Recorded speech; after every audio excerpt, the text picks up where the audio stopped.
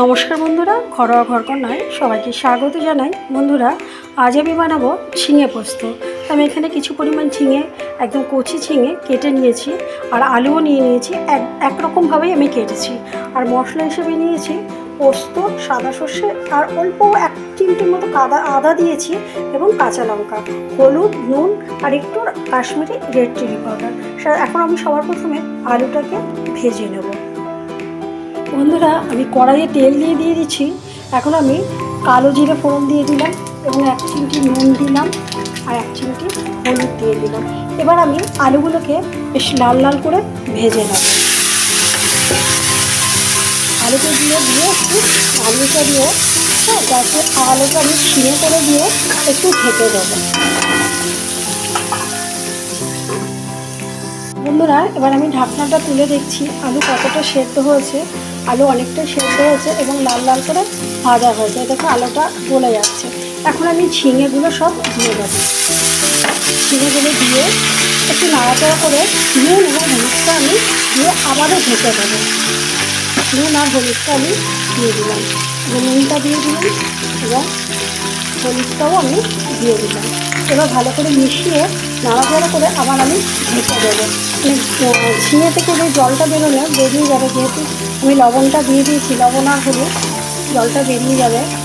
আর বন্ধুরা, আমার YouTube channel ঘরোয়া ঘরকন্যা নামেই আছে। প্লিজ সাবস্ক্রাইব করবেন, কমেন্ট করবেন, শেয়ার করবেন, করে আমার পাশে থাকবেন। আর বন্ধুরা, আপনারা যদি কমেন্ট করেন, অবশ্যই আমরা নতুন নতুন কোনো কিছু করে দেখাতে আরও আমরা উৎসাহ পাবো। হ্যাঁ, আর কেউ কোথা থেকে দেখছেন অবশ্যই কমেন্ট করে লিখবেন, আর কেমন হয়েছে সেটাও অবশ্যই লিখবেন। এবার আমি ঢেকে দিলাম। বন্ধুরা, ঝিঙে আলু অনেকটাই গলে গেছে। এখন আমি যাতে একটু সবুজ সবুজ থাকে সেই জন্য আমি খুব বেশি জল দেবো না। এখন পোস্ত আর সাদা সর্ষে এবং কাঁচা লঙ্কা দিয়ে বেটে রেখেছি, সেটা দিয়ে দিলাম। অল্প পরিমাণে জল দেবো, এই বাটিটা ধুয়ে যতটা দেওয়া যায় ঠিক সেটুকুই জল দেবো। আর কাশ্মীরি রেড চিলি পাউডারটাও আমি দিয়ে দেবো। এবার ভালো করে একটু নাড়িয়ে নেব, নাড়িয়ে মিশিয়ে নেব।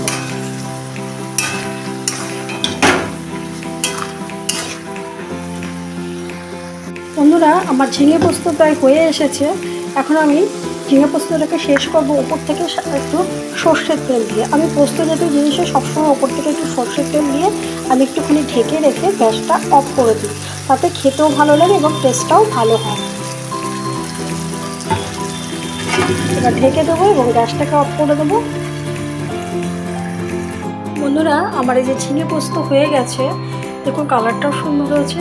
যদি আপনাদের আমার এই রেসিপিটি ভালো লেগে থাকে, অবশ্যই বন্ধুরা আমার পাশে থাকবেন। বন্ধুরা, সবসময় ভালো থাকবেন।